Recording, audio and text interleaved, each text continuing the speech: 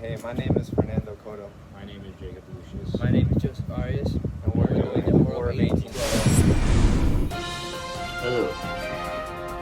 Now we're doing Congress deals with Britain and France, reporting live here in Congress. The Democratic Republicans felt humiliated by the failure of 1807 embargo against Britain.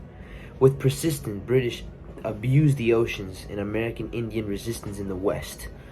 And according to British, the Americans increasingly blamed the British in 1809. Congress replaced the embargo with the Non-Intercourse Act.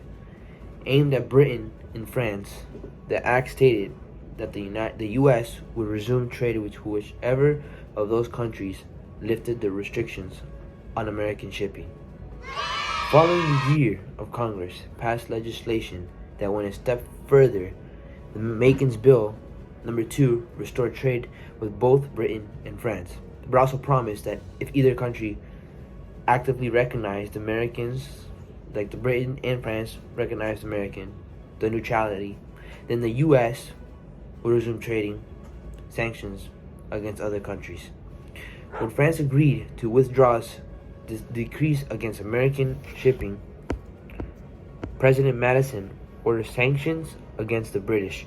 In the meantime, however, the France continued to seize these American ships. Here, with the Warhawks pushing for war in 1811, some Congress young politicians known as the Warhawks took the lead in Congress, representing farmers and settlers from southern and western states. The Warhawks included J.C. Calhoun, a South Carolina leader, Henry Clay of Kentucky, strongly nationalist. They denounced the imprisonment of American sailors and British support for American Indians.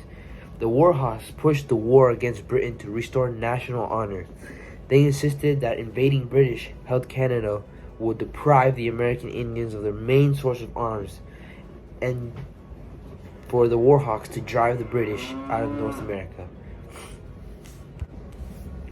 Now, handing it off to Fernando. Yes, thank you, Joey. So now first, humiliated by British interference of American trade, impressments, and support for American Indian attacks on settlers, our President Madison, has urged Congress to declare war on Britain. June of 1812. Although this war is deeply divided, and it has deeply divided the nation, Madison has narrowly won re-election later that year. And disunited, unprepared, and with only a small army and a navy, the United States now again goes to war. Thomas Jefferson has acted like an advisor to Madison, like a teacher to a student, for example. And Jefferson's assumptions have proved to be wrong. In fact, the small British and American Indian forces in Canada repeatedly defeated the American invasion attempts in 1812 and in 1813 as well.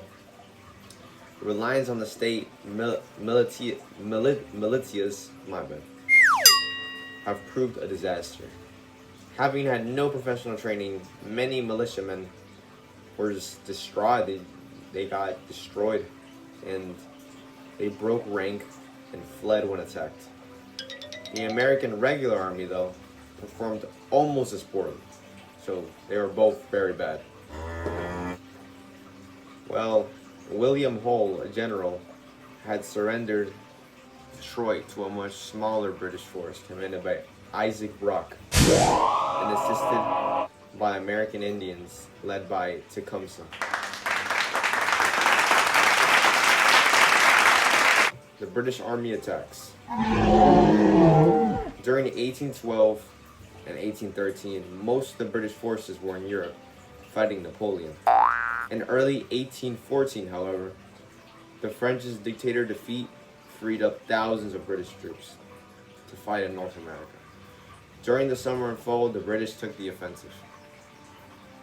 While the British Navy blockaded the coast, British forces invaded the United States. One army occupied land that is now eastern Maine, easily brushing aside the weak defenses of local militia.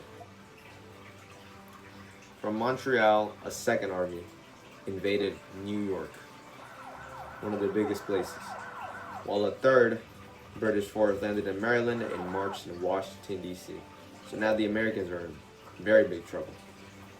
In late 1814, a British fleet carried a fourth army into the Gulf of Mexico to attack New Orleans. So they're attacking them in everywhere, in all areas. On the defensive, though, to give credit to the Americans fought better than they had when invading Canada, except for Maine. The British attacks ended in defeat. The British, while they did lose, they did capture the national capital and easily accessible by ship via the Chesapeake Bay, and burned the White House and Capitol in revenge for the burning of government buildings in Canada. But the British suffered defeat when they moved on to attack Baltimore. So the Americans were already ready. Well, that's really all there is to it. The Americans, they won, great victory, and the British unfortunately lost. This is how it is in life sometimes. But passing it on to Jacob. See you. Thank you, Fernando. Now for some information on the impact of this war. The Americans' greatest victory was recently won at the Battle of New Orleans. Congrats to them.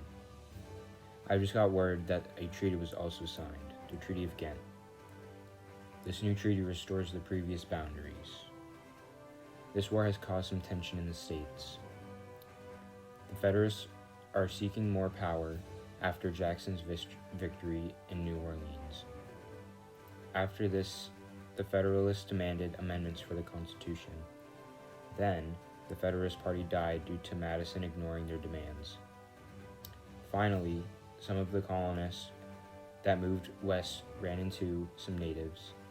Soon after, they began to fight, and the colonists took their land. Thank you for having me, and I will see you next time.